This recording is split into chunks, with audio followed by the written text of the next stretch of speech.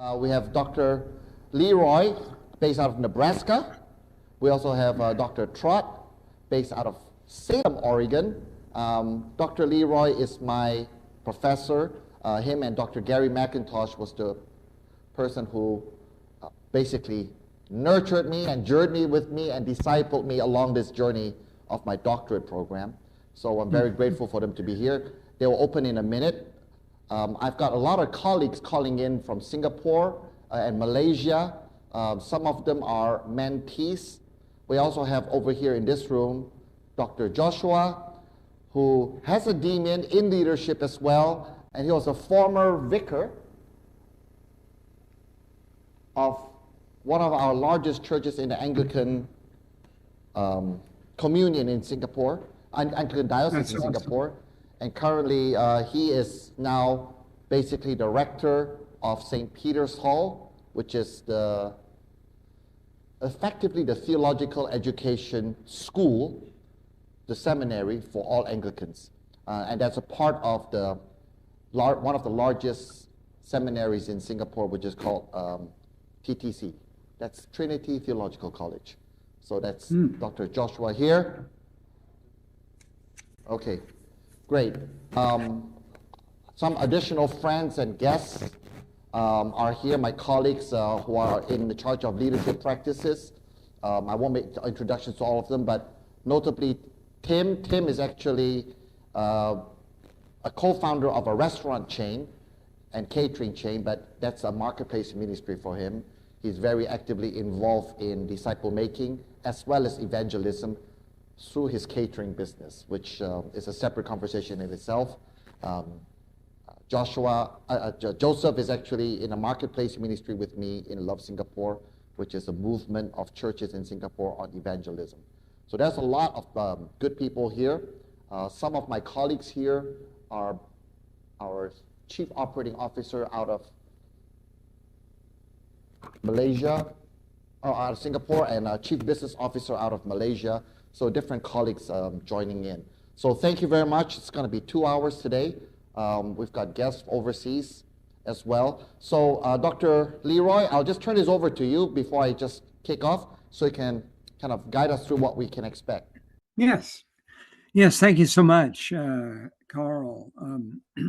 Yeah, I'd like to take a few moments just by way of introduction, as Carl said, so give you some sort of expectation of what the next couple hours are going to bring.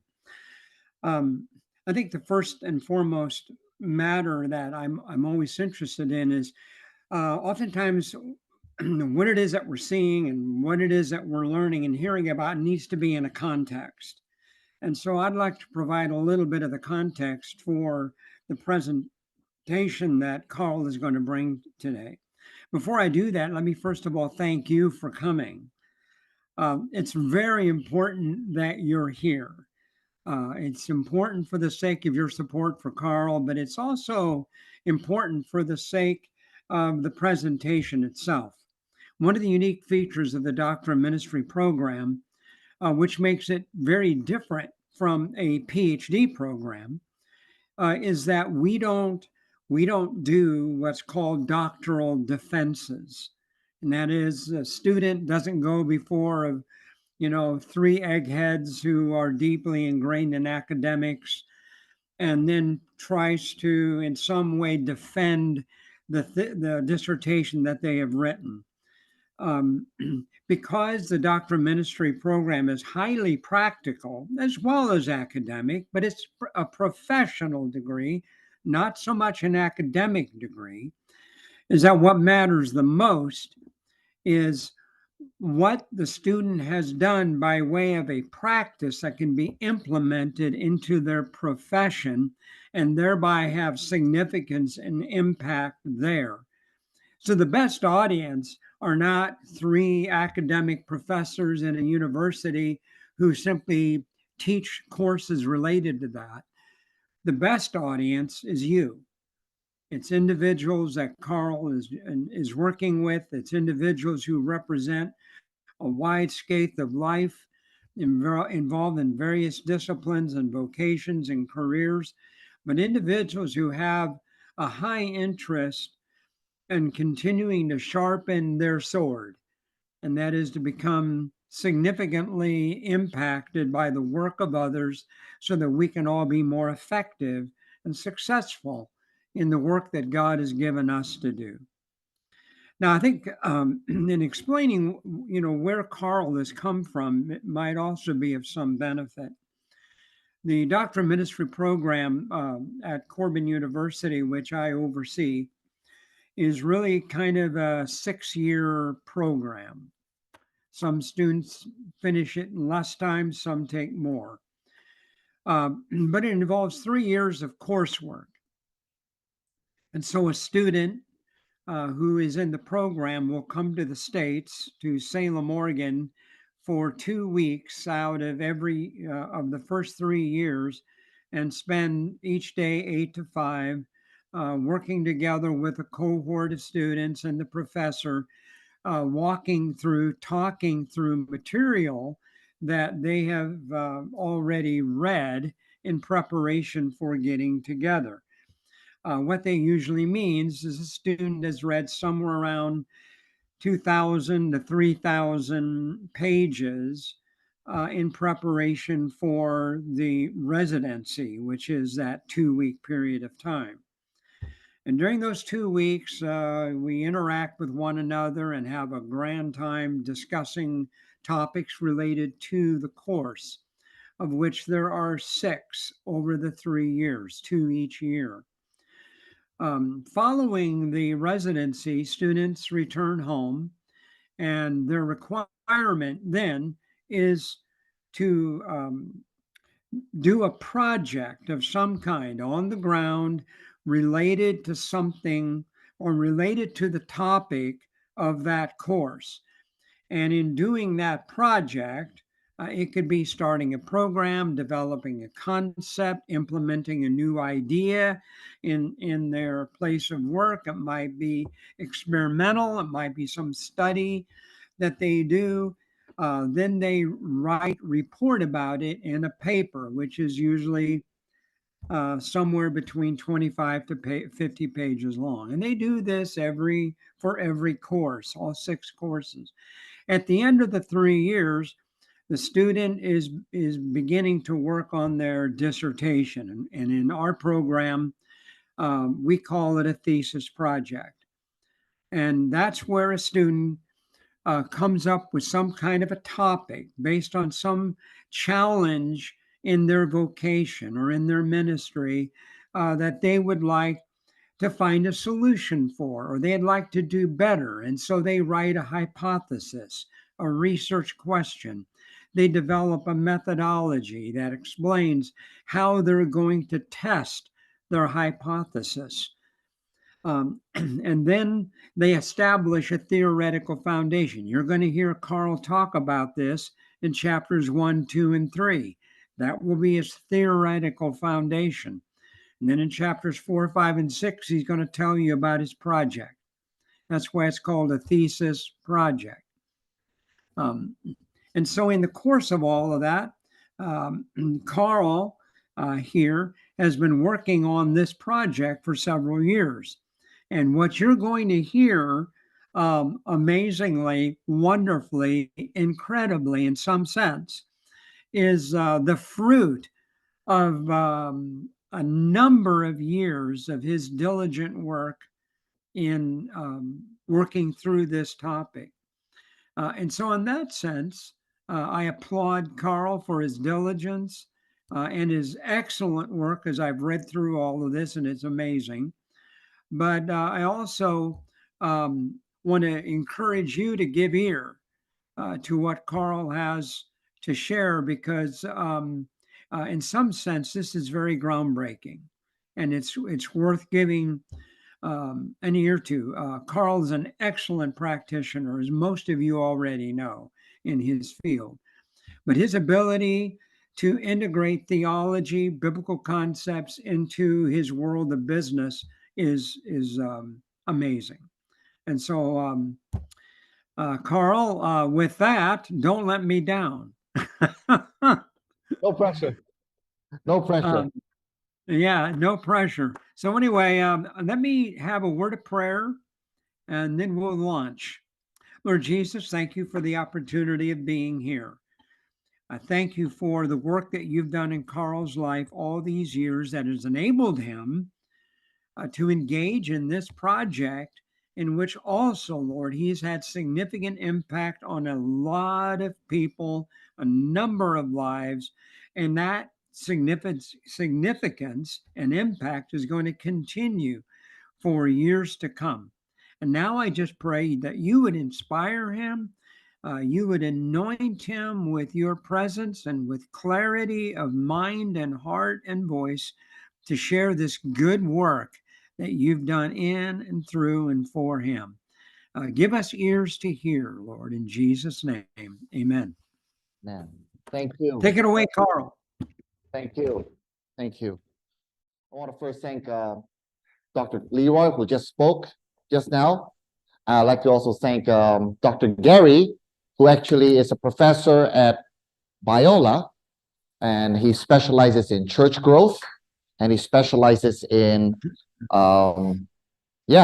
missional church growth. Dr. Jordan and Dr. Garrett are both my fellow students. They've graduated before me, and Garrett was instrumental in cleaning up my bibliography. He's actually our head librarian in our seminary, and Jordan actually is a church planter, and he's a professor as well now in Corbin. And Ellen, she cleaned up my English. Grammarly is quite good, but not as good as her. And finally, Kevin and Dean, who are my colleagues here. Dean is late. As he owes me lunch. And Kevin can't be here today. They are my research assistants because a lot of the work that we did included kind of like relooking at how we go about doing our own marketplace ministry business. So thank you very much. When I became a Christian 10 years ago, I was under a lot of burdens, like word to use. Why is the church not growing? Why do I know how to grow my business, but I can't grow my church? Well, first, I don't know enough about Jesus. Second, I don't have the permission to even start that conversation in church. So I have to earn my stripes. Third, I realized actually the reason why the church is not growing is because of me. It all comes back to me. So I need to invest the time and the energy. And I found Corbin, and I found the community with Dr. Gary and Dr. Leroy and all my colleagues, all my professors and my fellow students to kind of journey with me.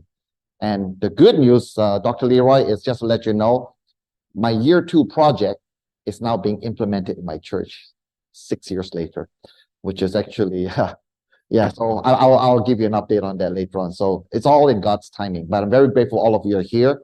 For those who are in the Momenta team, this is about leadership development, and it relates directly to your business requirements as well. And for those who are in marketplace ministry, this is what we kind of try to impress upon the rest of the world. This is a program around mentoring, and the mentoring program is called Praxis Mentoring. So I wanted to measure leadership development as a result of mentoring, not coaching, and we'll describe what the difference is, what the difference between mentoring and coaching, right?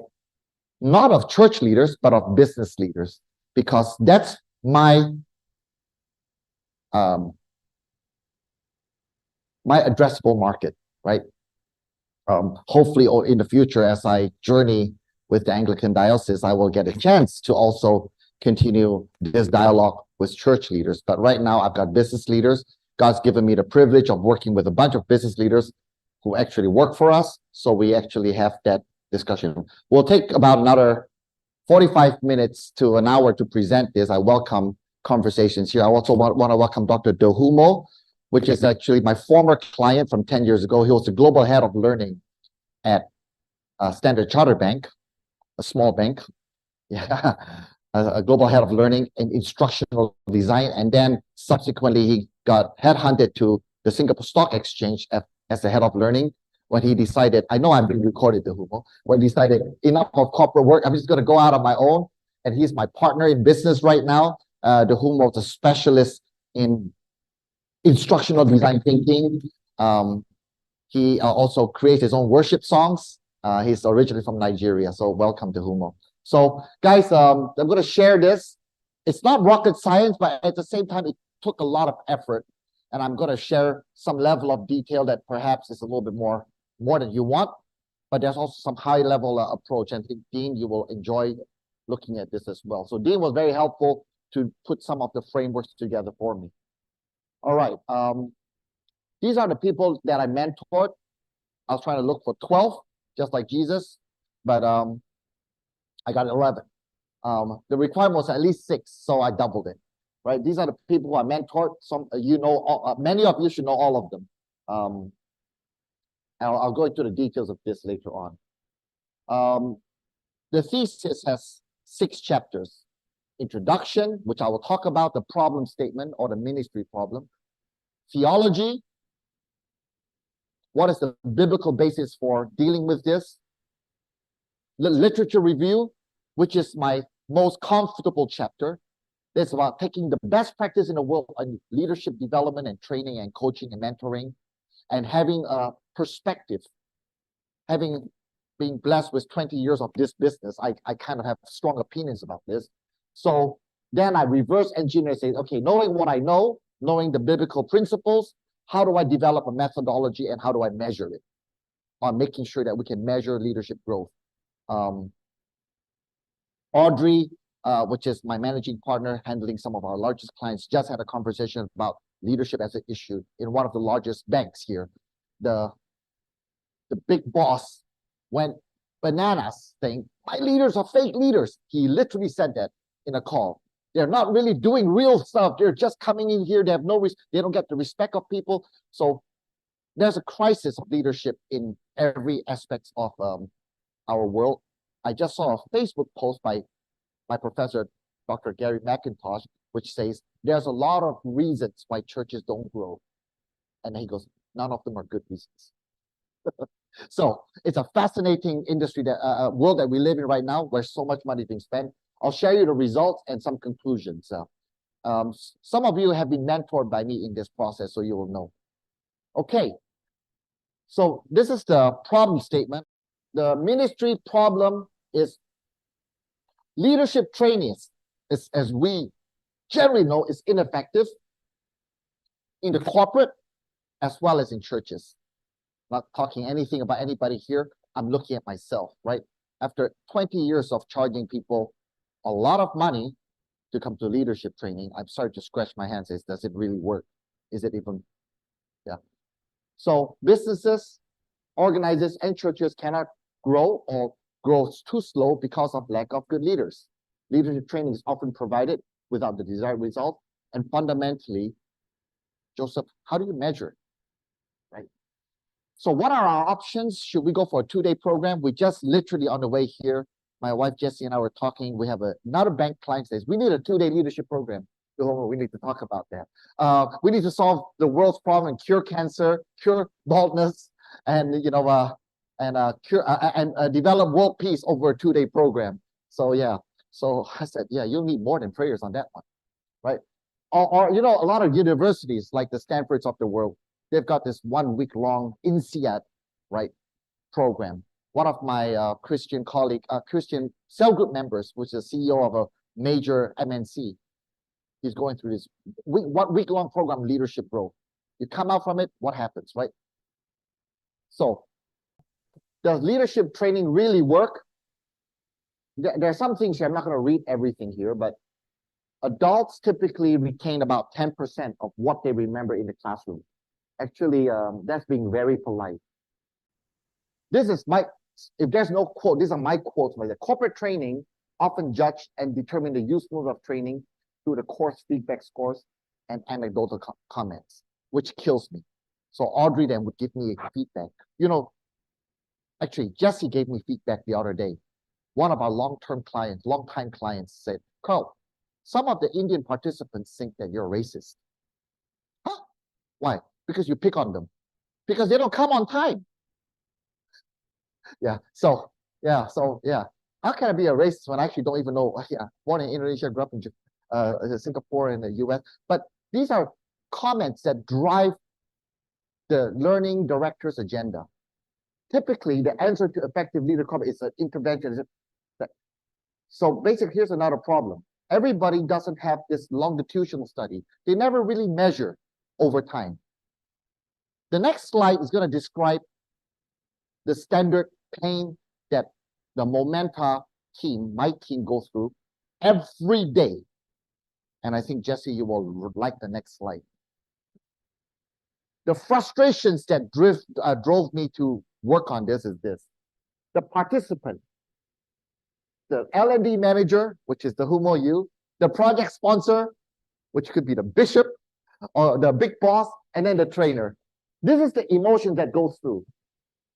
Ashwin, let's say you're nominated, you're enthusiastic, I've been identified as a high potential. I go to the 2-day training and I go and try to apply what was learned. But what happens is, Ashwin, you get sucked back into your organizational BAU, business as usual, and you're disappointed because you can't do any change. That's what happens all the time. And this is, I'm a 20-year, 365 days living this. So the learning director, what happens is this. He goes and selects and curates a bunch of training programs. He gets 3 quotations. That's what we're required to do, which is one of the weirdest things in the world.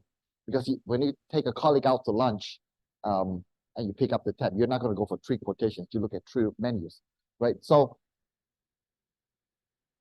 right? Yeah. So the learning director curates a 2-day program, co-develops it. Then they get the course feedback. You got 9 out of 10. But post-training, 2 people resigned. And during a management meeting, the project sponsor says, you know what? That training didn't work. That happens not all the time. It's every time. The project sponsor feels responsible. Hey, look, our company needs to grow. Our church needs to grow. I have a sense of responsibility. Let's send our people to training. We have a big budget. You go to the board of directors and says, our church really needs to grow. We need to train our pastoral leaders and leaders. Our company needs to grow. The project sponsor comes and opens and welcomes everybody. Guys, thank you very much for coming. We're going to invest in you. He leaves. 2 days later, 6 months later, 2 resignations. The project sponsor says, maybe this leadership training doesn't work. Trainer, which is us, Derek is one of it, Joseph one of it, the Humo. We get very energized when we get a new deal. We spend days, sometimes weeks, designing PowerPoint and workbooks, and Dean will say, how about a nice poster? Fair? Dean, this is your life. We get course feedback. Great. Audrey, very happy. The client is 9 out of 10. 6 months later, I follow up with the learning director. The learning director, oh, some people quit. You know, your training program doesn't work. Huh? It's my fault all of a sudden. And then I'm trying to sell more. And you know what they say? No, it's okay. We're going to look somewhere else. Maybe we'll send them to Harvard. Right? So this is the frustrations that I'm living through every day. So, by the way, I don't have the solution to it. I have, I think, one of the aspects of the solution to this. I do think 2-day programs are a good start, right? But enlightening moments rarely produce longer transformative results. I walk away from last week's 3-day intensive boot camp for a major bank, Japanese bank, that flew 26 people into Singapore. They've invested 3 days, 26 people. So basically, 80 man-days of work, 3-day program. They're all enthusiastic. I feel good about myself. I fall into this trap. And then I'm not sure if there's anything that's going to change. In this case, we're going to do some measurements, right? Sometimes you have a TED Talk. You have a guru that's wow, inspirational, but they lack real investment in spending time with people. Training is not just about spending time, and you'll see how Jesus does it, which is pretty interesting. I guess most people forget. It's about relationship before training, right? So I think that's really a powerful statement. Executive coaching, and Derek, this is a slide that I developed specifically for you. Training is good, coaching is good. It's the right direction. But sometimes coaching engagements are over-reliant on the Socratic way of listening. Because sometimes people, they just don't keep asking me questions. Tell me what to do. But sometimes they don't want to listen to what to do. Why? So are you coachable? Are you not coachable? And a lot of times coaching is opportunities of self-reflection, which is the start. But self-reflection, as we will argue later on, doesn't go anywhere if it's not guided, directed, encouraged, and mentored. So I'm not saying bad things about 2-day workshops. We make a living out of it. I'm over here able to wear this nice Lululemon shirt because of that. Executive coaching is how we also make our living, and it's the right direction. The question is, what's missing or what needs to be enhanced? Another part of my thesis is to actually provide rationale. So there's 4 or 5 rationale. Sociological rationale. Basically, leadership is happening whether you like it or not. The question is it good leadership? Leadership is needed in church. Leadership is needed in marketplace. Leadership is needed in government. The question is the development intentional or accidental? Effectual rationale basically mean, I just basically use Ephesians 3:17. Spiritual and leadership development. So the Bible is very clear. Leadership development, there's a strong component, which is spiritual development as foundational. Apostle Paul, of course, spoke about that, right? So in his letter to Ephesians, he's talking about development being rooted. Practical rationale. This is a very interesting one that kind of had a big aha moment for me. Professor Gary McIntosh, which is one of my mentors here, he said every church goes through 4 stages. Every church, maybe even diocese. Emerging stage, which is the visioning, communicating, and getting everybody rallying together. The growing stage, which is organizing it. Consolidating stage, which is operating it. And finally, the dying stage. Every day in the US, there's about 7 churches that close every day in the US. The good news is there are churches that's open, which are 4 churches that's being planted. We're still in negative. And we're actually in double-digit negative if you think about population growth. So Professor McIntosh says there are different types of leadership that's required for different stages. Most of the time, church leaders are actually operators. So the question is, should we get a different type of leader, or can that church pastor pivot and recalibrate himself to be the first type? What is our adaptability? Some people will say, but my gifting is not this way. But we're called in the process of sanctification, not to leverage our strengths only, but also to work on our weaknesses, right? In the corporate world, it's always just work on your strengths. In being disciples of Christ, is no, work on your weaknesses. Your strengths serve me, right? So that's the case. So, Dean, for you, pedagogical rationale is very important. You know, Gane is actually a very well-established leadership instructional design guru. I feel that it's a good foundation, but it's outdated because actually it's very linear and they don't think about learning agility. They just think about learning process. So we will address that as well. So we look at it very differently. Next slide, please. And commercial rationale. Guys, over 350, about half a trillion dollars, Sing dollars are being spent on leadership. And most of the time, there's no measurement. So, in fact, this is 13%, which is McKinsey said, you know, the biggest problem is actually developing effective leaders. So, guys, this is a big problem statement.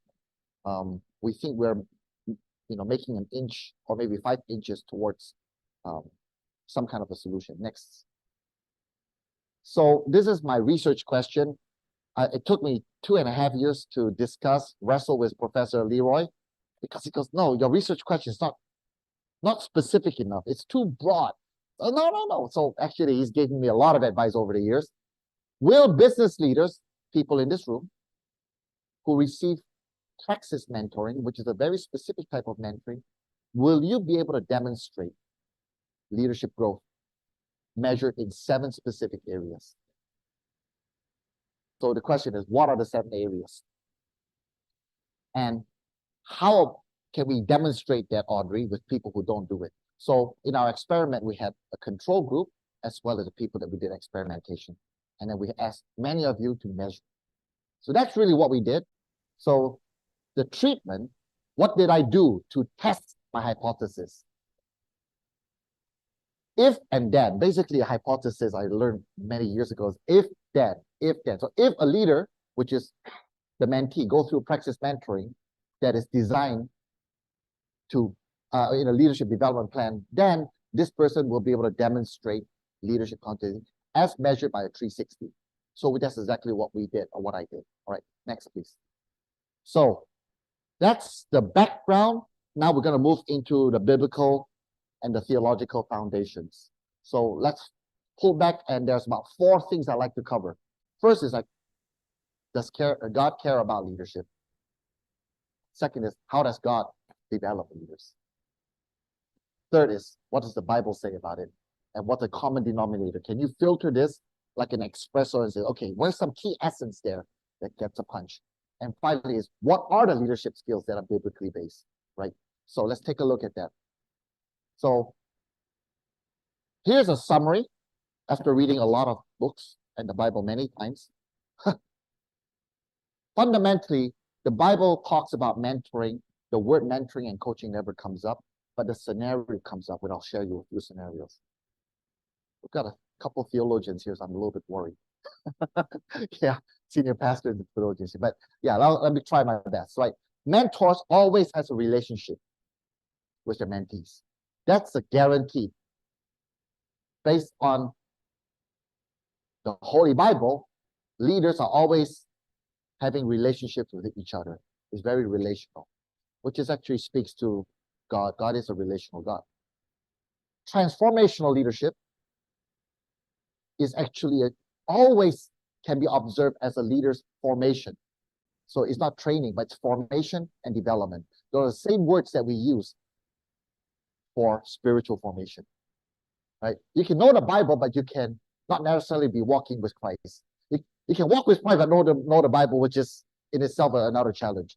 But I think formation is the part of growing in the Spirit, growing with it.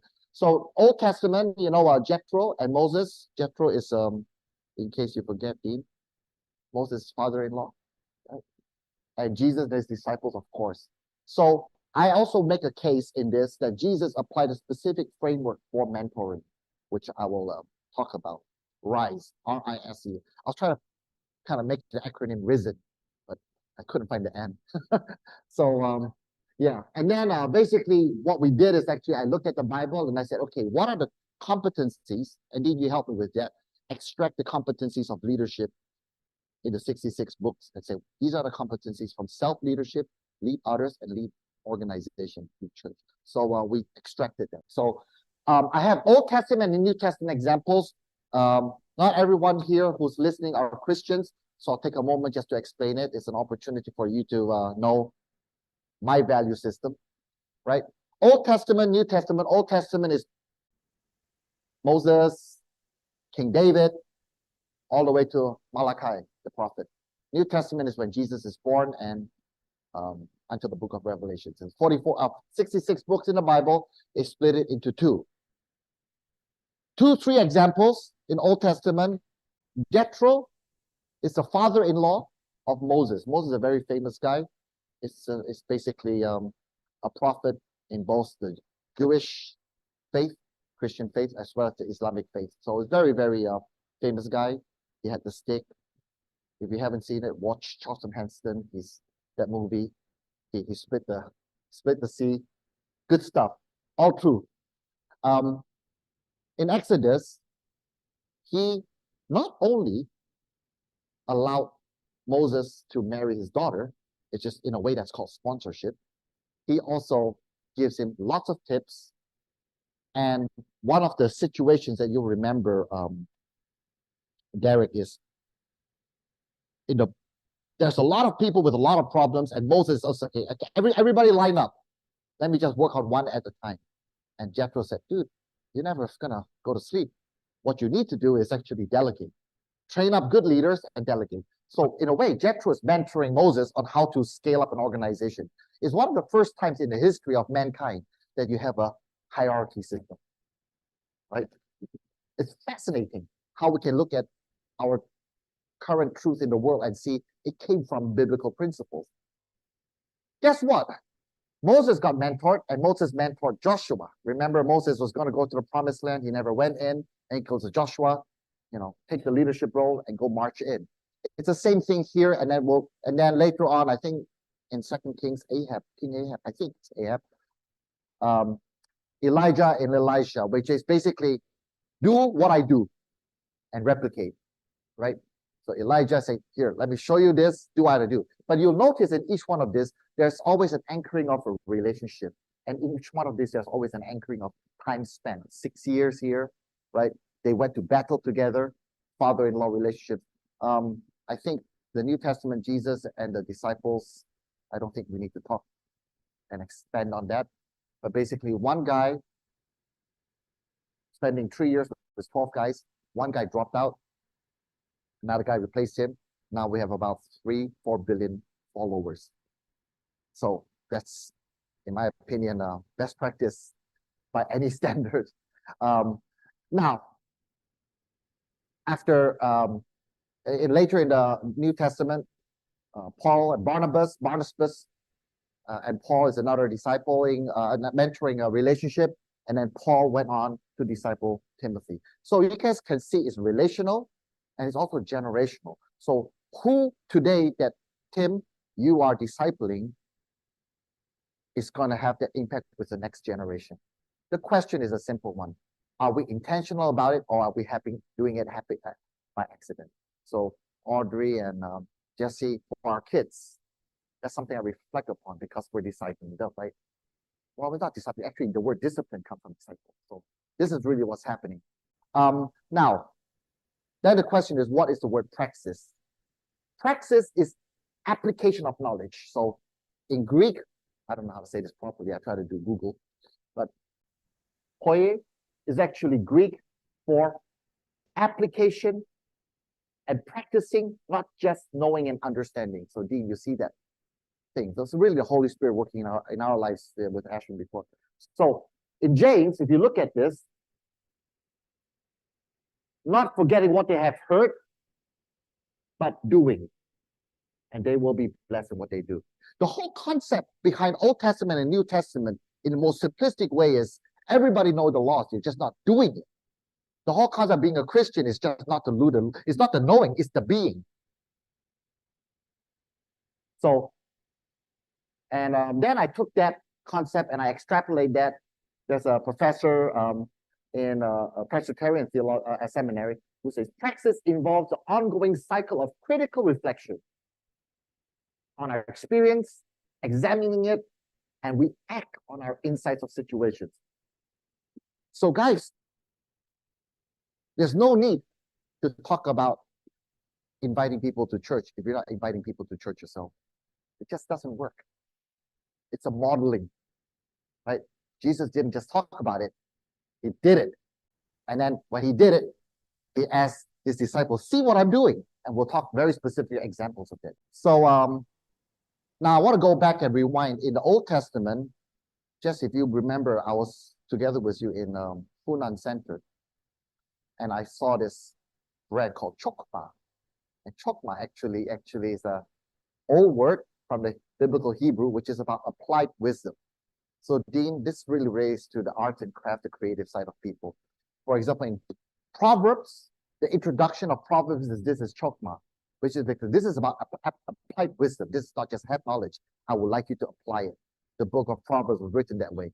In Exodus, chokma is demonstrated by the artistic designs for work in gold, silver, and bronze, to cut and set stones, to work in wood, and to engage all in craftsmanship. So basically, chokma is a craftsman's skills expressed in wisdom in action. So fundamentally, the word is actually applied and action. So praxis is to kind of pull this focus in and say, just don't tell me what to do, show me, and I'll follow you. In the New Testament, we start to shift in the biblical language, of course, is in Greek, Sophia, by the way, that's Sophia, is actually knowledge in a high degree of, again, practical wisdom. Practical wisdom then means Joseph is applied wisdom. So you can see consistency in Old Testament and New Testament, right? And you can see the consistency now. I think Dean and Dahumo will see from instructional point of view is knowledge in action. Do you know? Do you understand? And can you apply? So that's the taxonomy that we'll talk about later on. So hopefully I've given you some flavor that mentoring, and specifically Praxis mentoring, is based on biblical principles. So what I did is then I read thoroughly the Bible and I said, okay, what are the common denominators? And of course, the easiest one, frankly speaking, to follow is just look at the master mentor himself. I said, what did the master mentor, master coach do? Which is Jesus. So it's simple, guys. He built relations before anything else. He gave instructions, he taught. But here's the big difference with professors. He taught, then he showed. Let me show you how to do it. And then, by the way, he encouraged, okay, now go do it. Yesterday, Jessica was in a workshop with me. I said, Jessica, you've seen me do it many times. We've got a relationship. Now go and open the course. So she did. So she's encouraged. She did a great job. I gave her 95, and we gave her 5% feedback. This is exactly how mentoring is being done in the Bible. Of course, you can extrapolate different formats. I just happen to see this one. So let's take a look at how each one of this is grounded in biblical principles. If you look at, well, I already showed you about the character of God is a relational God. But if you look at this, Jesus traveled together. Just looking at the 12 disciples, I had like 15 pages on this. I'm just going to sort of summarize it in a couple bullet points. He had an individualized approach with everyone. He spent a lot of time with Peter, the first pope, and with Thomas, which is under a DISC, is a high C, very, very picky guy who wants to see evidence. The way he engaged Thomas is, see the hole? You want to show evidence. Some people are more relational. Some people want to say, show me the proof, right? And also there are groups and subgroups. Jesus mentored 2, 3 people. Not everybody, not all the 12 disciples, the whom saw all the miracles. Jesus was very selective. So we're talking about group dynamics and group mentoring. Yeah. So, you know, in Gethsemane versus the Jairus, raising Jairus' daughter, are all very specific examples. And finally, when Jesus sent people out, he didn't say, go by yourself. He sent 2 by 2, which is also relational. So the first component of mentoring based on biblical principles, relational. Second is instructing. There's a couple words in Greek and in Hebrew about instructing, right? So yara, which is again practical wisdom, lamat, which is to teach and train, and didasko, which is actually also to teach in a practical way. The Bible is written over many, many years, and there are different translations for it. You know, basically Old Biblical Hebrew, as well as Greek, which is a very popular language when it was kind of being written. So there's different words that's being used. I just want to be able to demonstrate that there are biblical foundations to this. So there is a role for teaching, not coaching. There's a role for teaching. In the Sermon on the Mount, Jesus was basically teaching. So there is a role. There's a role for using questions. There's a role for using parables, which is sometimes a bit confusing. So there's stories, right? So instructing is after I have a relationship, instructing is needed. Then showing. So for those who's familiar with the Old Testament, I mean, I'm just simplifying it. God started with one rule. Hey, do whatever you want. Hang out with me. Just don't eat this fruit. We break one rule. Oh! Okay. You need more rules than one. I'll give you 10 rules. And eventually I'll give you about 600 plus rules. And, you know, the Old Testament is just a history of everybody breaking those rules. God in the Old Testament came to us and gave us these rules and spoke to us and built relationship through kings, prophets, and judges. And by the time we got with Malachi, it was all like, that's it. New Testament came in. Jesus didn't come up with any new rule. He showed. Because, otherwise we would still be living in the land of the Pharisees. Right? In the New Testament, Jesus did not come to create new laws, but to show how to fulfill the existing laws. You talk about servant leadership. Let me show you what it is. Let me wash your feet. You talk about, so he modeled the expected behaviors. He led by example. So relational, instructing, let me show you.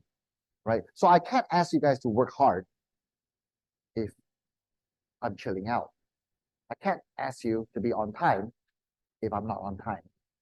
Right? I can't, and I make those mistakes sometimes, and I apologize for it because we're not perfect. I blame it to sin. Just kidding. Right? Yeah. My point is actually, it's all about as much as possible, right? We have to model what we are preaching, and Jesus is perfect about that. So that's showing. Finally, it's encouraging. And even when people are disappointing you, you still need to find a way to be encouraging. Right? Peter said, I won't betray you, boss. And then literally within 24 hours, he betrayed him 3 times. And when Jesus came back and sat down with him, he says, hey, David, who do you think I am? He's still encouraging him. And he said, on this rock, I will build my church. Yeah, Paul talks about fathers encouraging kids. So there's, I don't want to slap all these biblical verses to you, but there's plenty of evidence to actually show encouragement. The best one that I can see is actually, he's saying, okay, Tim, Joseph, go out, do the work I asked you to, all the 72. And what happens? He said, you came back and he debriefed them. Tell me what worked, what didn't work, what could work better. He encouraged them, he proclaimed them that their name's going to be written in heaven. So there's biblical truth in mentoring, and the mentoring process is all about relation, instructing, showing, and encouraging. Go try it out. And encouragement will always involve some form of mistakes. Next, please. So then I look at, okay, the leadership competencies. I started with this, but later on I end up with 21, which I'll show you. So basically, we work our way backwards. This was done about 5 years ago with Dean, with Kevin. Work our way backwards. Okay, what are leadership principles that we can see in the marketplace, in the secular place, and let's reverse engineer. Lead myself, lead others, and lead organization. So there's some biblical references there. I won't go too deep into this, but it's just to show that that was a part of the process of developing the competencies we wanted to measure. Next.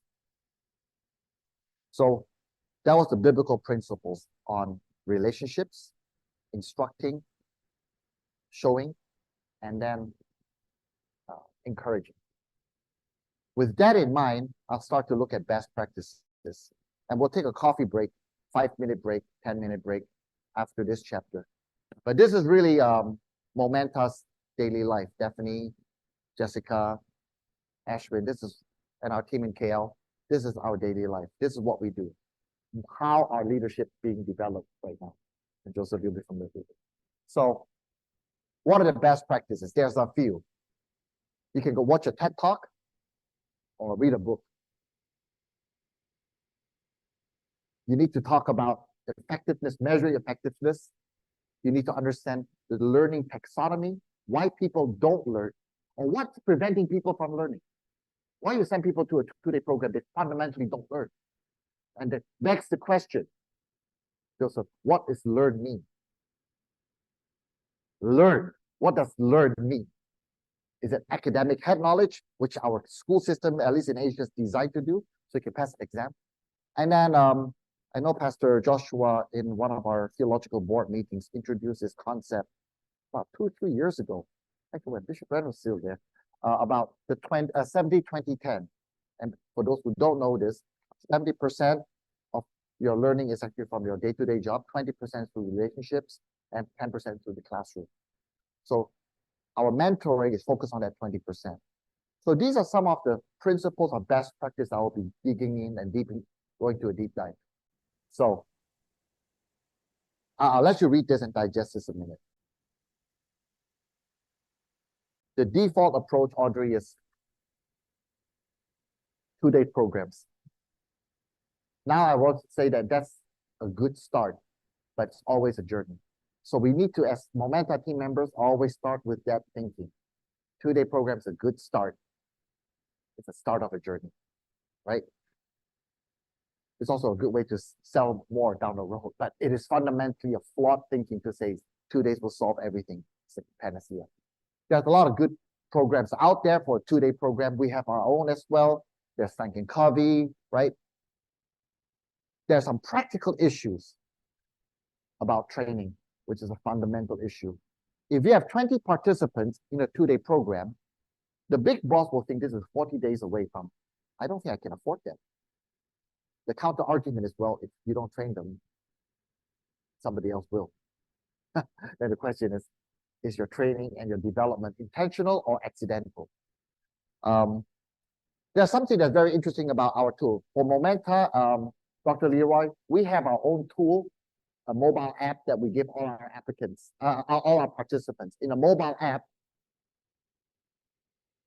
you get all the materials, you get all the videos, you get all the activities, the exercises after the 2 or 3 day workshop in the app. We can track how often people use the app. After 5 days of the workshop, you'll notice firsthand, just 10% will use the app. Even though the learning directors, can you open it up for 3 months? The L&D person always saying, we need it. Don't charge me a license. They always think it's a cost. It's nothing to do with that. I can give it for 10 years, right? Just 3% use the app. 10% access and 3% use the app, which is actually makes you wonder if the money is well spent. For us, as a business, the money is well spent because we're more environmentally friendly. We save around $30,000 a year from printing handbooks. We actually measured that. In 2019, we actually spent about $26,000 in Singapore alone. That's about 20,000 US dollars, Dr. Leroy and Dr. Garrett, on just printing materials that we never see anything happen. When we spent $40,000 developing an app, we made our money back in 2 years. So at least that point of view we can control. There's a lot of discussion. I know, Dean, you went to Harvard to talk about instructional design. Is gamification good? It was DeHumo 12 years ago introduced me to gamification. And now there's augmented reality and virtual reality. And then, by the way, then I became a board member and advisor to one of the leading augmented reality companies.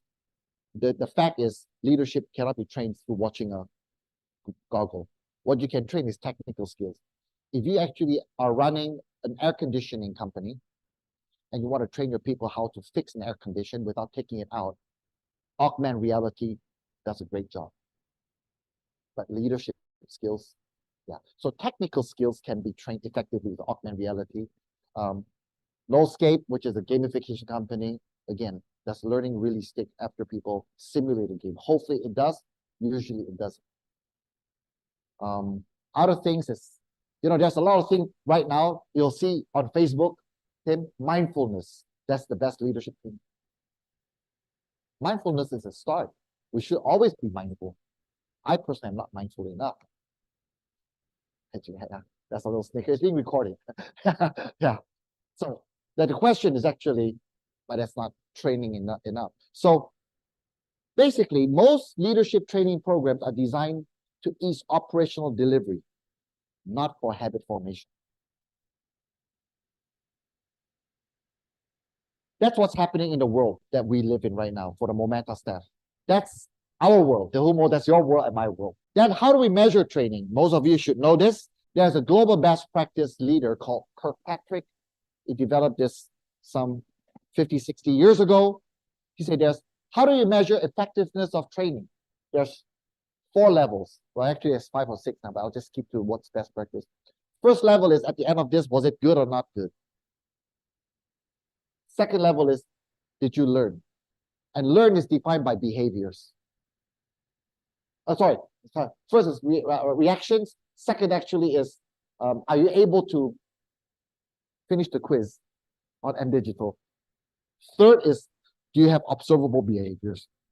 And fourth is, does it change the business? Did the church grow? Did the business grow? Are you able to replicate and have more leaders in your organization, in your restaurant business, whatever you do? Do you have strong leaders that you can walk away from? Do you have franchises? So what we try to do in this research is level 2 to level 3. What the whom and I are trying to do together with Jesse on one of our projects is to measure from level 3 to level 4. That's a separate commercial area. But for this research, this is what we focus on. So, but what I'm trying to say is there is a science of learning. There is a science of measuring learning effectiveness. And in the world of learning psychology, there's two broad camps, and they should work together. Audrey, there's one which is called neuroscience. What that means is the minute you learn something, Daphne, what are the chemical reactions in your brain and how do you see it? What are the cellular level changes? I'm not a biologist, but there is a whole science about this. I'm not ignoring it. I'm just saying it. That's an area that we can study on. The other area, which is more our world, is behavioral. It's called cognitive psychology, and there are learning frameworks and different kind of pedagogical methodologies. You'll see there's the unconscious competence. There's a incompetent, competent, unconscious, conscious. So you know this framework very well. This is our framework, which I'll spend a little bit more time on it. There's Bloom's taxonomy. So we looked at all best practice stuff. You know Bloom's taxonomy from your ACLP programs. Yeah. Here's the issue. The punchline is this, and I got this from Darwin, actually, of all people. What is lacking is context and application. It's not content.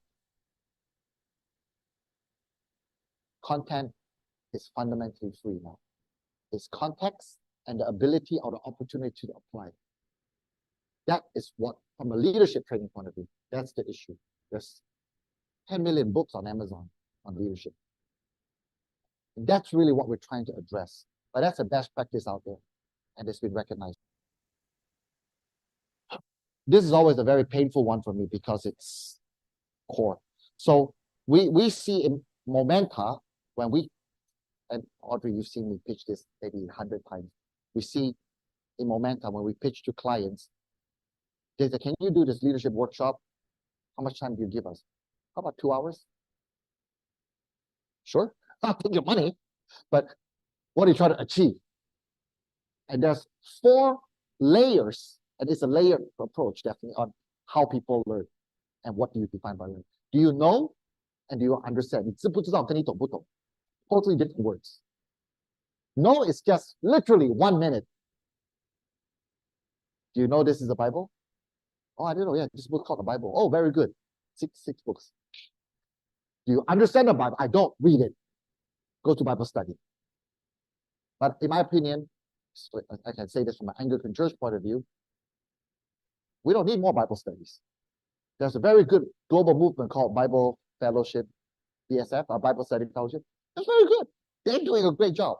What we need is applying the Bible, right? So do you know and do you understand? The understand is simply gnosis. Is can you apply? And there's typically 4 or 5 excuses of people don't apply. And I don't believe. I believe, but I don't agree. I agree, but I don't know how. I know how, but I'm not confident. And look, I don't like to make mistakes. Fundamentally, this is the issue in learning. Great example is swimming. There's a pool out there. Do you know there's a swimming pool? Oh, I didn't know that.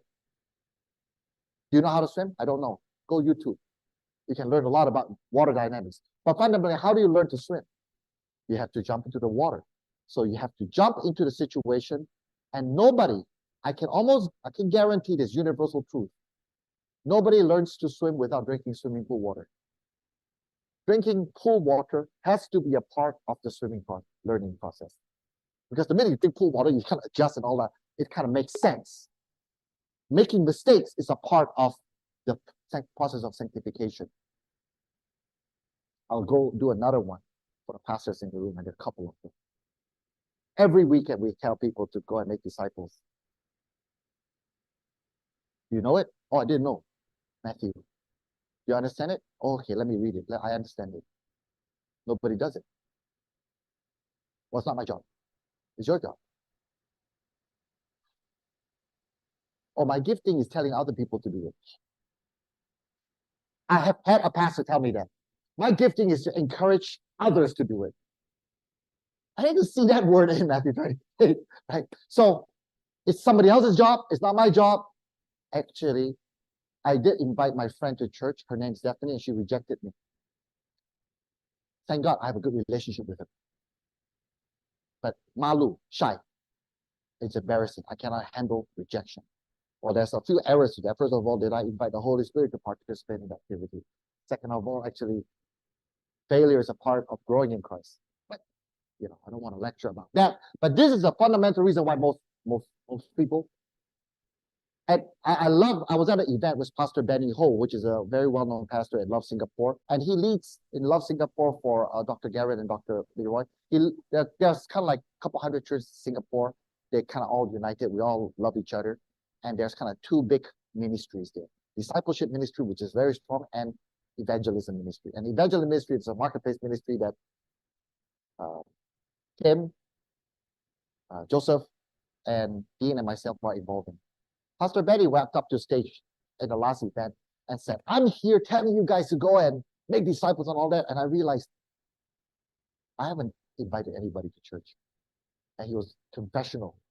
So, and then I realized, if I thought a little bit deeper, I actually don't know non-Christians.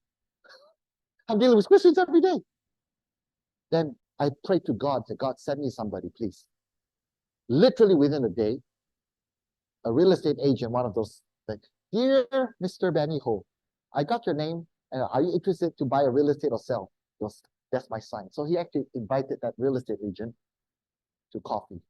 After 4 coffees, the agent said, are you actually going to buy or somehow sell your real estate? No, I'm trying to get invited to church, but he hasn't yet. Like, God, at least I'm going to try. Yeah. So I love the intentionality, right? He can't be telling us to do that he doesn't do himself. So that heart is important, right? So my point is, do you understand and do you apply? And it comes back to modeling. Don't tell me what to do if I don't see you do it yourself. And then lastly, of course, is over time, from application to habit. I learned this in a 2-day workshop, but there's no chance to implement it. My boss is such a jerk. He won't allow me to learn. He actually said, whatever you did 2 days, that's just for company. Now you do my way. It happens all the time. Sorry, big banks. Remember our SCB way? It's a project, no result. I tried 2 days, no result, no support, no consistency, no discipline, and no resilience. These are the 4, 5, 6 no's that make what I started into a habit. But if you persevere, you will develop new habits. The question is, if you persevere, do you have the discipline and resilience? Everyone here brushed their teeth in the morning. That's a habit that was not written in the Bible. That's a habit that was started by a company called Pepsodent. Pepsodent gave us this psychology that if you didn't walk out from the house every morning with this minty smell, something's wrong with you. So habit can be formed. The question is, do we have the discipline and the tenacity to form it? So this is the Momenta taxonomy. Thanks for listening. And then we extrapolated that to something called a learning agility. And I'm just going to take a moment to pause here. So why don't people learn? Because they get stuck in a know and understand, they don't do. And then when they do, they try it in the classroom, they don't make it into a habit. So sometimes people say, I don't need to go to church. No, you need to go to church. Make it a habit. Well, nothing changed. You haven't changed. You haven't changed. Stop complaining. You haven't changed. Now, underneath that, there's some more deeper thinking. The taxonomy of learning agility, we define it in Momenta as 8 things. First, metacognition. Audrey, do you know how you learn? I cannot read and learn. I have to do it, which I think Audrey is actually an action-oriented person, because she does her K-pop things and all that. So you have to do. You're an action-oriented learner versus a cognitive learner. So the first step of understanding learning agility is, do you know how you learn? Second is, are you ready to learn? Do you have biases that you don't know? Are you ready to learn? Even biblically, you could be a Baptist and say, no, you've got to be 14-year-old and above to have a relationship with Christ. That's why we only do baptism as an adult. We don't baptism. Hold on for a minute. I'm glad. But no, I'm not going to listen to anything. If you actually block yourself out, then perhaps the posture of learning is already stopped there. I'm not saying if the Anglican way is right or the Baptist. Listen, what's your posture of learning? Once you're ready, are you motivated to learn? And we can go into the whole science of motivation, right? This is the no part. Then, do you have the intellectual capacity to learn? IQ does play a role in it. God give us different IQs. Some people with lower IQ, God's given them certain giftings, certain purposes in life. Some people got a lot of higher IQ.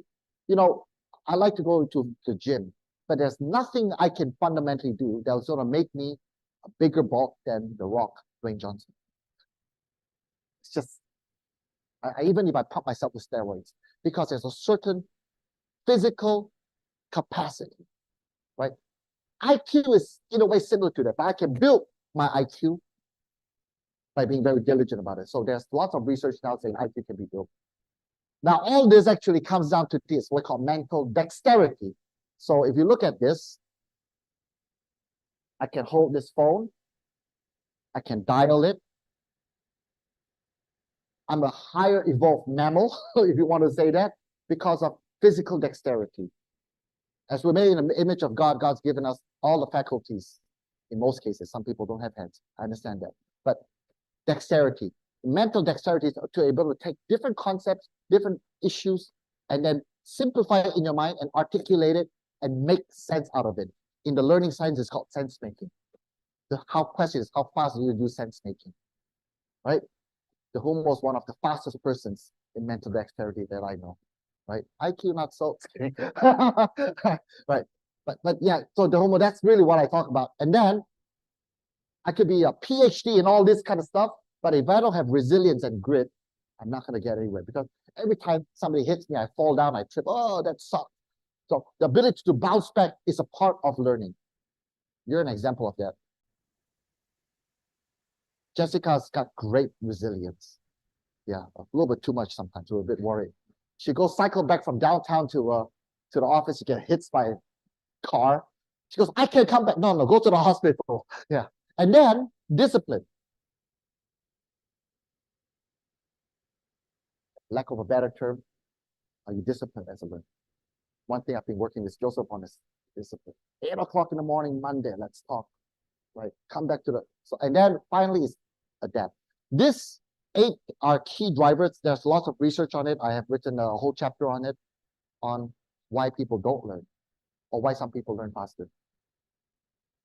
So the more you don't care about people looking at you and being shy, the faster you learn, because there's resilience.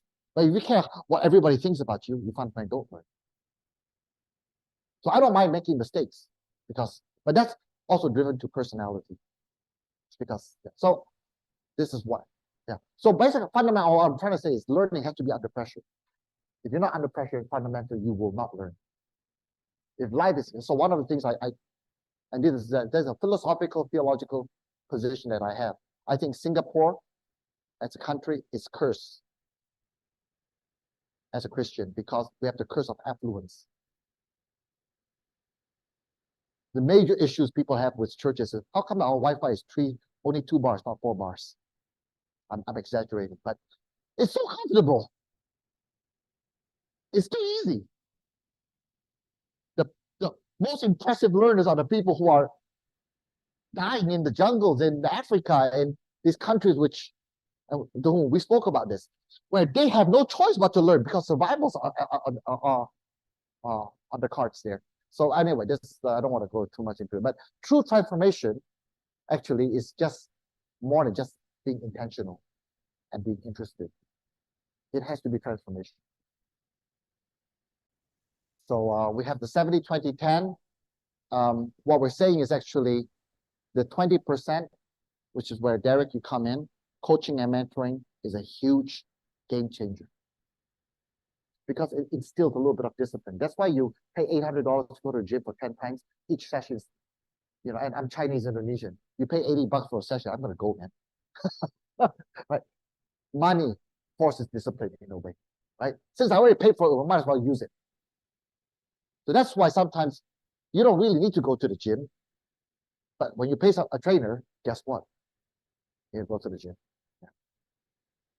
So this is kind of a summary of coaching versus mentoring. So this is how I defined it. There's a lot of different definitions, but how I defined it is the following. Coaching, typically an assignment was 6 to 12 months. Mentoring is relational. Coaching is tend to be what we call performance driven because the company tends to pay for it. Mentoring is developmentally driven, generally speaking, right? Co-create an agenda because the client's paying for it. Over here is, look, Jesus will say, I know best. Let me just work with you. Here's what I think you need, right? The outcome here is more fluid and it can change over time, mentoring, because it's very relational, more dynamic. The outcomes here are based on the Ken Blanchard as SMART, right? There's nothing wrong with either side. This is the ICF coaching, all these frameworks, even Momenta has our own framework, but this is really what we're trying to say from a mentoring point of view. Let's try to replicate the master mentors methodology. So this is a little bit more on the whole thing. I won't bother with this. So what we did is we look at the 21 universal company, lead myself, lead others, lead organizations. We couldn't do a 360 the whole on 21 competencies. It's just impossible. Most people will stop clicking the survey. So we took that, we digested it into 7 leadership measurements, Tim. 1, do you know how to lead yourself? 2, can you influence others at a personal level? 3, do you rise up to the challenge? 4, can you influence at an organizational level? 5, whatever you do, are results being seen? 6, make good decisions. That's leadership. Discernment. Naturally, as a part of being a Christian, you then pray and you seek discernment and seek God's intervention in that thing. And 7, do you have strategic perspective? We had a leadership planning session 4 days ago at church. One of our pastors said, yeah, but I asked for volunteers and nobody wants to do it. Literally the next day, this young man says, I woke up at 3 a.m., sorry to use the story, and I have this burden on this person who's my cell group leader's brother, my cell member's brother who's in an accident. I have this burden, so I'm going to actually draw an art piece and I'm going to raise money for it. And I just want you guys to help and pray along with me. I'm not looking for money with you. And so what you did is leadership. You don't have to actually invite people, ask and beg people for would you volunteer with me? You show. So these are the 7 things that we are measuring in 360. Thank you for your patience, guys. Let's continue on. So this is what we did. You guys know my background, so I won't actually get too technical. You guys know that I've been doing this training work for many, many years, and involved in both Anglican ministries in church and serving and supporting Dr. Joshua here, and as well as other non-Anglican ministries. So I've got, in a very compressed 10 years, a lot of exposure. God's opened the doors. Sometimes I think too many.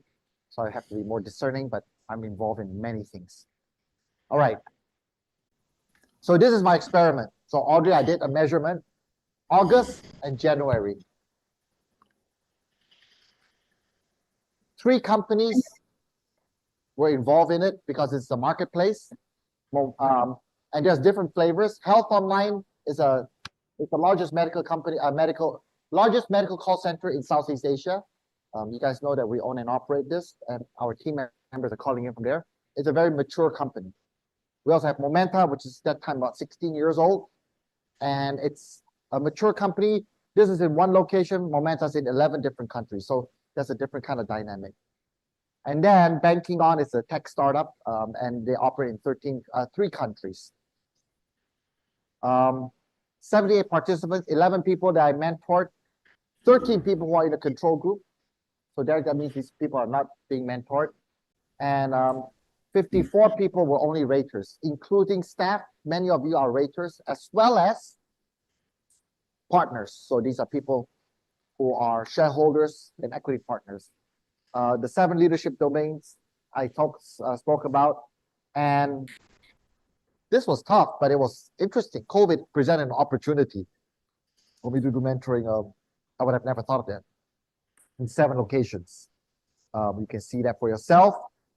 All the mentees are leaders of different faiths, and they all have more than 10 years working experience. The mentoring was 30 to 60 minutes.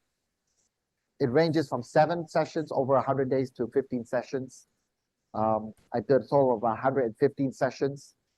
And then we mentor many things, including personal to business matters, work-related matters, leadership, as well as agreeing on action items. And then we did another survey. That's it. Next slide. You guys know this. And what I did is actually Dean and Kevin and myself developed a 360. So for Audrey, for Jesse, and for the Momenta team members, including Jessica, Dean, you should know this very well. We have our own 360 now. We had a choice to use a 360 that's available commercially. There's 2 problems with it. Each was about 400 US. It was costing like 20,000 to do this project. And the second thing is their leadership domains. We had to reverse engineer to their leadership domains. We are very comfortable with the biblical principles and the 7 leadership domains. We've done extensive research, so we said we build our own. So we are able to do that.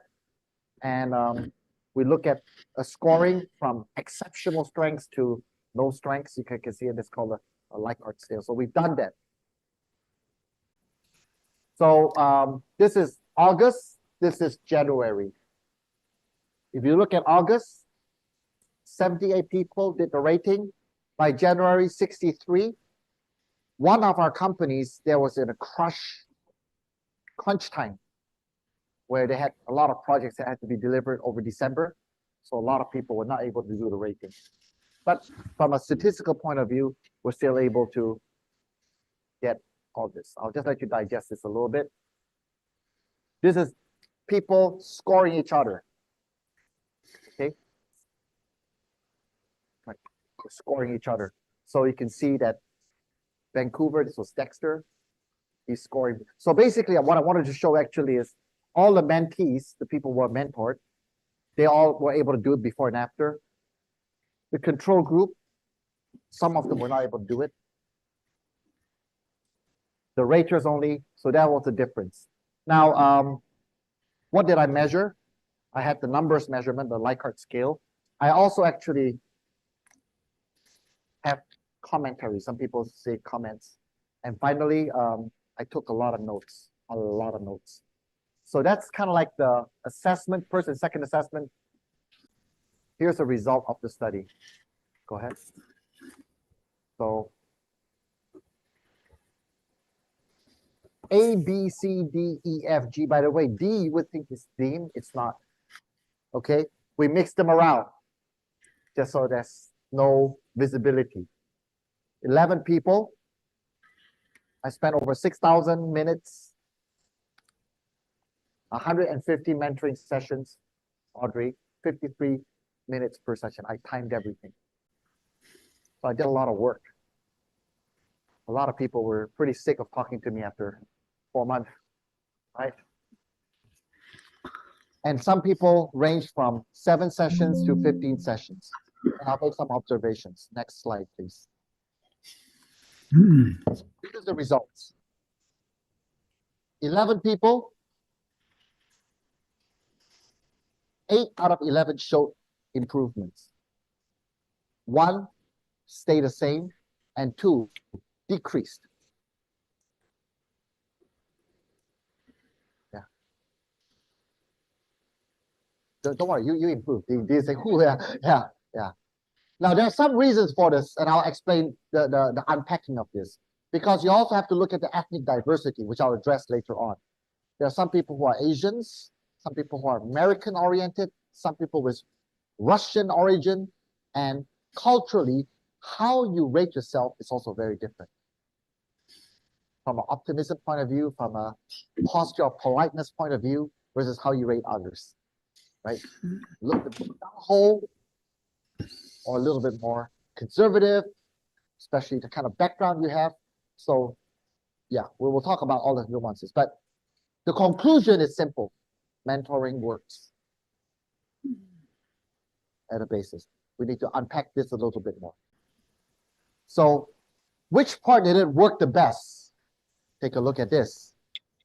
Remember, manage myself, influence people at a personal level, rise to the challenge, influence organization level, drives results and makes good decisions, and apply strategic perspective. If you look at this, organizational influencing, results, and making good decisions were what was the observable behaviors that has the biggest impact through this 100-day process. Now, this is not a longitudinal study over 20 years or 10 years, over 100 days. I had to get the thesis finished, right? But I wanted to demonstrate some level of scientific credibility and measurable outcome. So now you can see a little bit more nuance, how people measure themselves versus how their supervisors measure themselves, and other people and the total. So this also shows the dynamic a little bit of Tim. Am I measuring myself overly optimistic versus my boss and this and that? I don't want to go too much into the details there because this becomes very individualized. So Derek, what I'm saying is this: some people will measure themselves a little bit more optimistically. Some people will be measuring themselves a little bit more pessimistically versus the boss. In many cases, I was the boss. Actually, sorry. In all cases, I was the boss. Right. So, all right. This is the people, Jesse, you will find this interesting, who did not get mentored.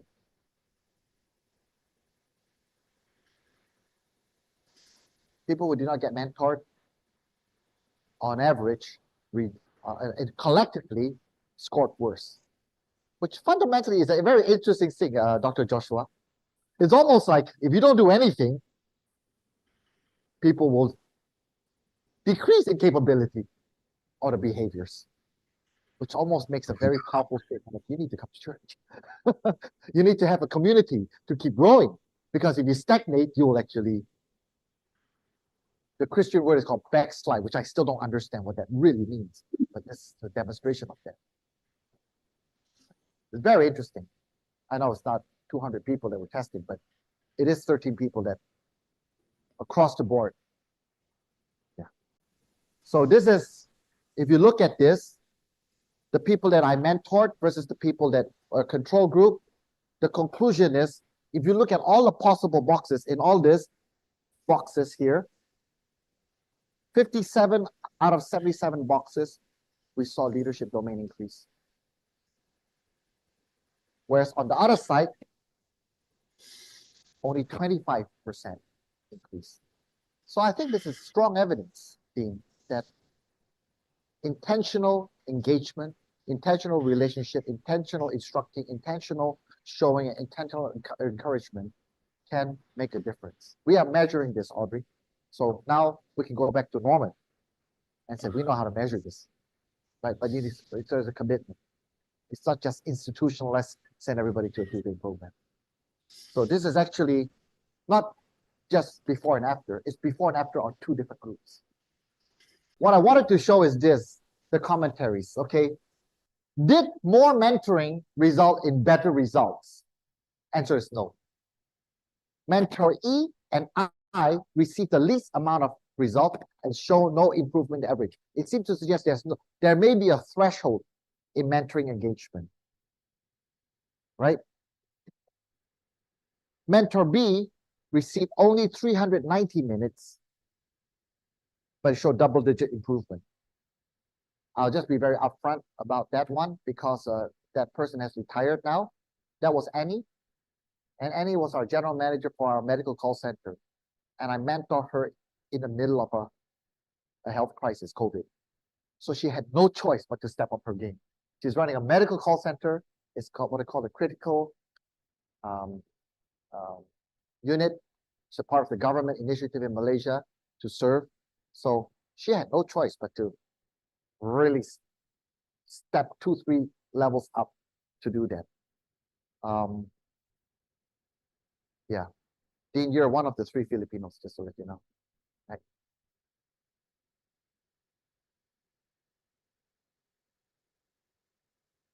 So I sliced and diced this research amount extensively. I'm just giving you the highlights to digest this. But what I want to be able to demonstrate is actually there may be a threshold, and also circumstances would actually change. So if we put Tim in a crisis mode in a situation, you may not have no choice but to dial up your leadership kind of capacity.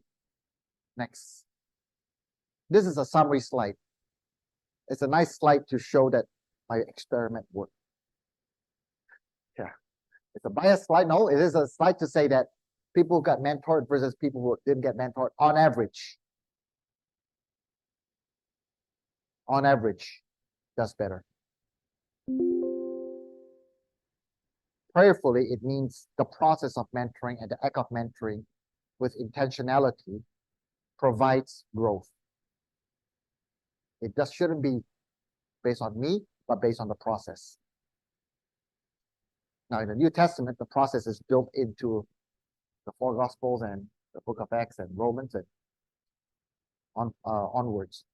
So there wasn't a bullet point summary of that. What I'm trying to do is actually put it into some kind of replicable methodology. Next.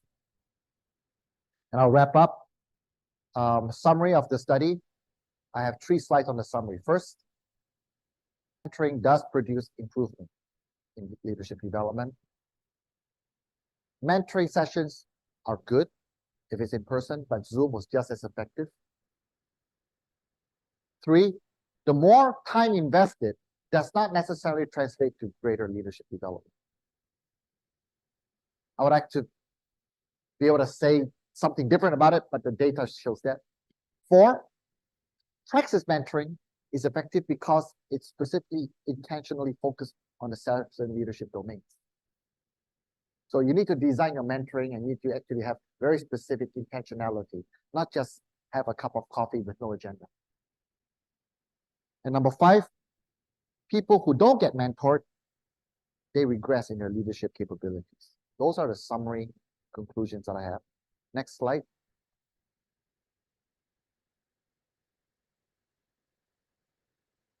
One observation is a successful outcome of mentoring could be the person realizing, hey, after this mentoring, I need to do something else.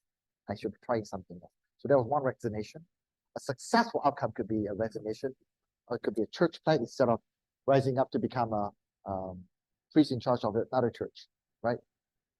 Ethnic biases are embedded in the measurement tools, and that's something that kind of I should have been more sensitive to. I wasn't. So I did not build in cultural nuances, and actually I don't know how to. I think that's beyond the scope of the current research. Observation 3, over and under self-rating results in perhaps some indication of I'm not good enough. One person just felt, oh man, there's so much expectation. So the post-treatment is just, I should have been better. So their own kind of self-reflection was that. And that was very cultural, by the way. And COVID-19 basically was very unusual. And maybe the mentees may have benefited from the treatment because we had this global crisis at the same time. Hopefully, we can take the learnings and don't wait for the next COVID to happen before we do mentoring. The last slide, I think, is some recommendations if somebody wants to take on this research. Joseph, if you want to do it, well, maybe you want to spend a little bit more than 100 days. So it was very compressed. Maybe December, January, that's not a good time to get people to rating because they're on holidays, they're not on the right mode, and also they're trying to rush to year-end rushing of our work. Maybe look at the ethnic and cultural backgrounds so that we can actually build in the issue of overconfidence or skepticism of themselves. Maybe I should have actually provided some training to the mentees on how to engage their 360 cohorts, because I just gave information. Here's the letter, rate Derek. And finally, in order to ensure consistency in mentoring, we need to train mentors how to mentor. That's kind of like, yep, that's it. So Professor Leroy, I've got 10 minutes for Q&A. Comments, questions, feedback? Yes.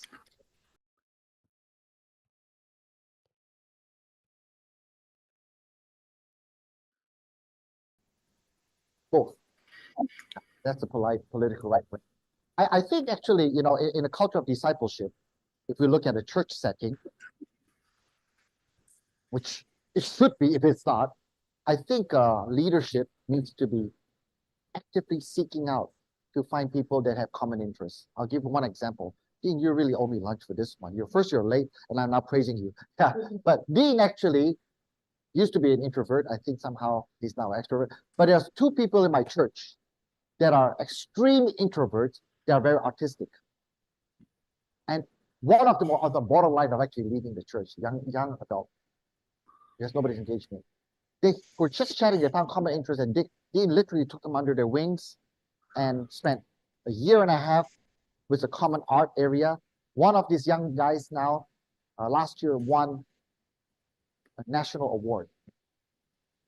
And 6 months ago, was sharing his testimony publicly. As a total introvert, he grew up in our church. I think that's intentionality. Yeah. But people don't want to be mentored if you don't have a relationship. So if you look at Jesus, in my opinion, he was quite intentional when he said, I'm going to make you fisher of men, not Peter. God's going to put something in your heart and you want to speak to this person and you have to be very intentional. Now, there's 3 young guys in my church. And I saw them wearing Beatles. These are 17-year-olds and my kids are wearing Beatles t-shirts, kind of like rockers in my church. And then they saw me playing a bass guitar, which is a Beatles Hofner. They came up and talked to me. I said, oh, these guys are interested to learn something. And they're musicians. So I'm now reaching out to them, say, Christmas is around the corner. After Christmas, maybe when things settle down, let's go and jam. And no, we're not going to sing Hillsongs. We're going to sing some Beatles songs. Yeah. So not everything has to be so churchy. Because I'm looking to build a relationship with young kids. I'm trying to have my son to join. My son is more of a gamer. So, okay. So we have to find some common interests and sow the seeds that way. That's my opinion. Good question.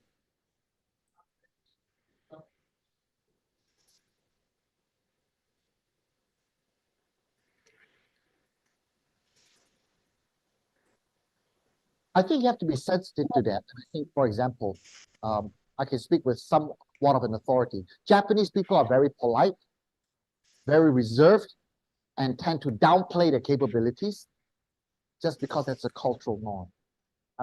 Contrast that to, because I lived in Japan for 4 or 5 years. Compared to Americans, if you just look at Americans Got Idol, America's Got Talent, you can already see everybody has what they call illusions of grandeur. They walk in there, they think they're the next Michael Jackson, they can barely carry a note. So I don't know how to design a study for that, but I think we need to be sensitive to those things.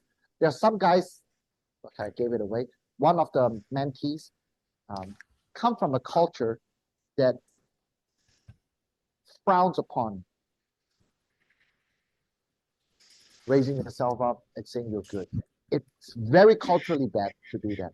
So then they take, after I get mentored, they say, okay, I should have improved by this much, but I didn't, so I rate myself lower. And I've had that conversation. So I think it's just the first step is a bit of awareness of the cultural background, ethnic background, and the culture is not just their racial culture, it's their work culture.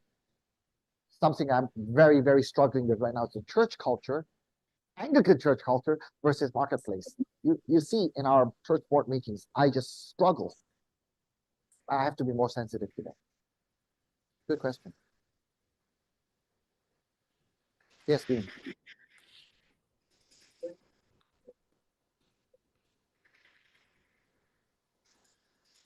Actually, you want to know the honest truth? I think that's the fundamental difference between executive coaching and mentoring. I don't think mentoring finishes. It's a relationship. Now, the intensity of the mentoring could be different, right? Right. So, the intensity of the mentoring could be different. I'll give you a simple example. So, the guy who gave me my first Bible is Douglas Gullison when I was 11. God used his father in one of the events when I was 11-year-old in the car to, to give some money to a beggar in Indonesia. I didn't, but that gave me such, I don't remember what, SJS, I don't remember what we ate last week. I can remember that incident. So that was an opportunity that was quite significant in my life. But wow, this guy is so nice. Maybe he's going to get cheated, but now I circle back, goes, okay, that was a moment for my learning. I haven't seen this guy, Jeff Gullison, for 50, 40 years. His son said, oh, my dad's going to be in transition in Singapore, this Angmo guy, this Caucasian guy who's a missionary, Southern Baptist in Singapore, would love to catch up with you. I sat down with him at the Changi airport for 45 minutes before he had to catch a flight, came out. And then he was sharing with me, here's what I do with my daily devotions. And he showed me, making notes and all that. I'm taking photos. Here, take me a template. 45 years, still mentoring me. And you know what he does? My wife can attest to that. Every month, he writes me a letter. Every month. It's a standard letter of missionary work. This is what your contribution is. And then he writes, And dear Carl, just to let you know, I'm praying for you and your family. How are your kids? This is what's happening in my life. He's continuing that relationship. He's 80 plus. So for me, you know what my wife's response is to that? Hey, we should double our contributions to them. She did that. In fact, when I came to her one day with focus on the family requiring money, I said, Jess, we should contribute to this and that, this training them. No, they don't need our money. Okay, I don't want to argue with it. Then she turned and goes, you know what we should do?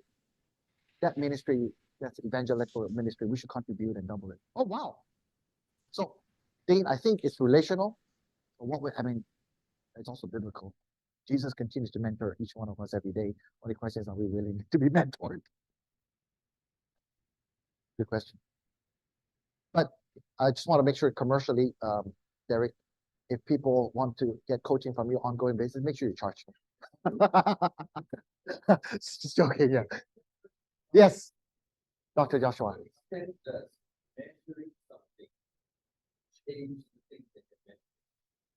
Wow.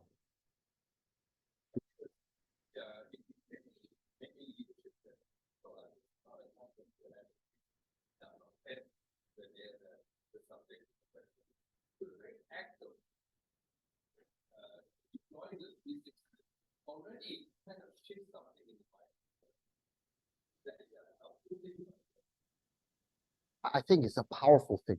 The same thing about performance reviews. Yeah, I think we had this conversation slightly a couple weeks ago at our board. Carl, Yes, go ahead. could you repeat the question? So Dr. Joshua says, to what degree does the act of rating somebody else using a 360, if I'm rating my colleague Ashwin a 360, the act of me rating somebody else, how does it influence me as an individual, as a rater? Because Right. it's a mindset. Thank you. Yeah, as well as how does it impact. So I think the fact that we have some kind of a measurement and sharing that openly is a powerful awareness already. Now, most people, after they're aware, they don't self-reflect. I have a completely separate thing about formation. There's 4 or 5 steps about formation. They are aware. After they're aware, do you self-reflect? What does it mean for you? Aware is just an idea. Then the self-reflection is, what does it mean for me? What does it mean for the people around me? After that, most people will then do self-justification or self-rationale. Well, I'm leaving the church because, worship sucks. Most people will self-justify. They don't realize that justification was already done in the Bible, right? What's required is self-regulation. Okay, wait a minute. Worship sucks. What can I do to help? Should I participate in worship service? How can I earn my right to be heard so that I treat? Yeah. Most people don't self-regulate, but the self-awareness is already very important. And then finally is self-development. People who truly learn go through the 4th step, which is self-development. And then there's something I call that Jesus does perfectly, which I don't think we can. It's called self-cultivation. the ability to self-cultivate yourself, because, yeah, and I don't think this is possible without the Holy Spirit, this whole journey. It's not, I mean, it's a biblical, he gave us the comforter, the assistant. So now coming back to this, in our Anglican church, it's a bit controversial, and you may have a conversation with Pastor Darren. We have some preachers who we don't think is up. I don't think is up to grade. Many people has hearsay to me it's not up to grade. And then I've given that feedback to Pastor Darren, not him, but other preacher people. And he said, no, they are biblical. No. Let's agree on what good preaching is up to this. Biblical and theologically sound is one of them. Ability to stand up and deliver with passion and conviction. The ability to craft a narrative and a story. These are all homiletics. So we're going to introduce next year for the church board, our PCC, ECC, to rate the preacher. Everybody but Pastor Darren, we just want to keep him safe. But rate the preacher.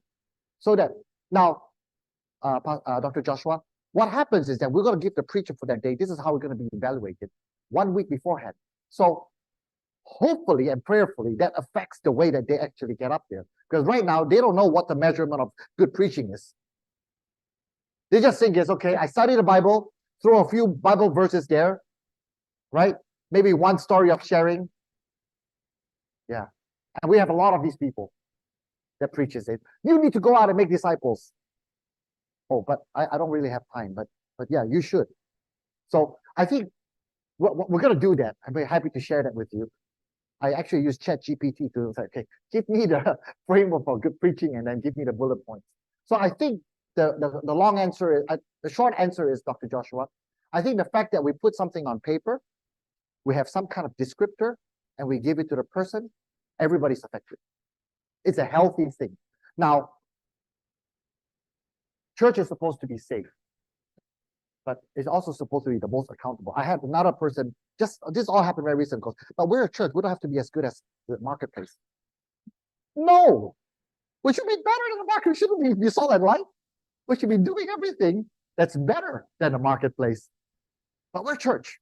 That's, I think, some of these challenges that we have as a mindset. I may get kicked out of the Anglican church before the end of the year. Yeah. No, but I just feel very passionate that we're called to continually improve ourselves. We don't have to become like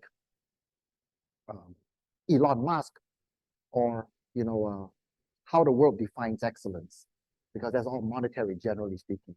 We should try to strive to be an image of God as much as possible. And in my opinion, it's not possible to do that alone. It's also not possible to do that without pain. And I don't think it's not possible to do it without the Holy Spirit. You need all three things to happen. And a mentor helps. So the answer is, I think it's healthy to do that. When somebody don't perform well in a performance review, and how we treat it with grace, with compassion, at the same time with some developmental opportunities, I think that's more a shepherding role. But organizationally, I think it's healthy. Yeah. Great questions. One last question, Dean, since you're special. Yeah.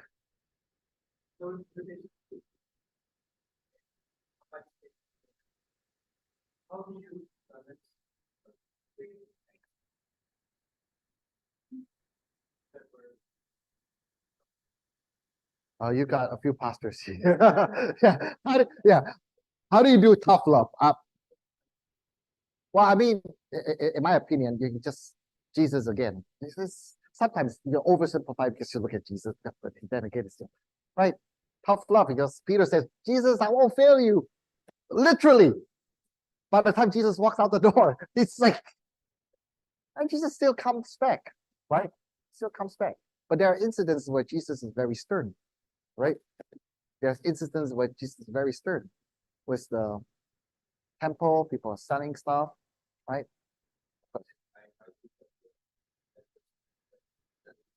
In Revelation.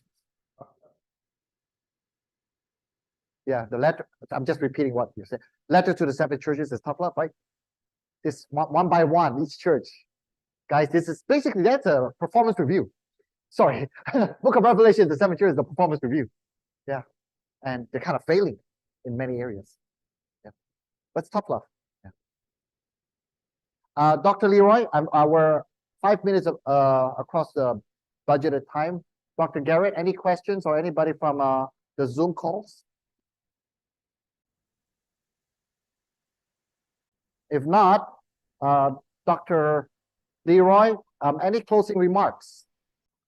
No, I just really not. Except to say thank you very much for the presentation.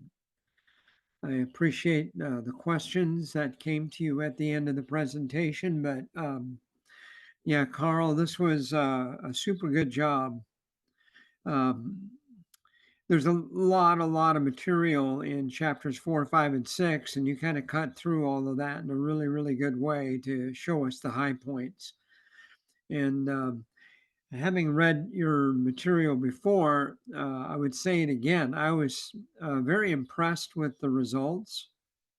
I anticipated that it would be that way in the sense that whenever we do something that is very intentional, structured, thought through, we can anticipate good results. What I appreciate especially is the application that this has for such a wide audience. As you had mentioned, as a pastor myself and someone who cares deeply about Christian education and the growth and ministry and health of the church, I think your comment early on was dead on, and that is, for some reason or another, the church seems to be less intentional in so many of the issues related to mentoring, coaching, discipling, whatever that is. We're less intentional. And I find that to be a fascination, almost bewildering, because the one final commission Jesus gave was to go and make disciples, to make disciples. And that is a very intentional process. And he says, here's how you're going to do it. You're going to go, you're going to teach, you're going to baptize, teaching them everything I've come. It's very intentional. And it's highly personal, as you mentioned. So what I found really particularly wonderful about your presentation is, moving beyond just the facts and the information and skill sets and learning new gimmicks, is that relational element. And in doing that, you are really bringing the essence of Jesus's life and ministry into what you're doing, in the way that you're encouraging, helping, building other people up. I applaud you for that. Thank you very much. Thank you very Appreciate much. it. Let me just close in prayer, and then those who actually are in Zoom, you can log out after this. Father, we thank you so much for wisdom. Thank you for favor, and thank you, Father, for giving us the burden to kind of journey with you and partner with you. We will fall down a few times. Please give us grace, and we will actually struggle. Please give us wisdom and skills. And Father, we'll sometimes get lonely. Please send us some good mentors as we journey with you. In Jesus' name we pray. Amen. Thank you. Amen. Thank you. Oh man, my team is giving me a flower. Yeah. Oh, that's awesome. Thank you very much. You're not going to get reimbursement. Huh? Thank you very much. Hey, Jessica, thank you very much. All right, I got to give this to my daughter. All right. Thank you very much, guys. Thank you. Thank you, Carl. Thank you very much. Let's log out.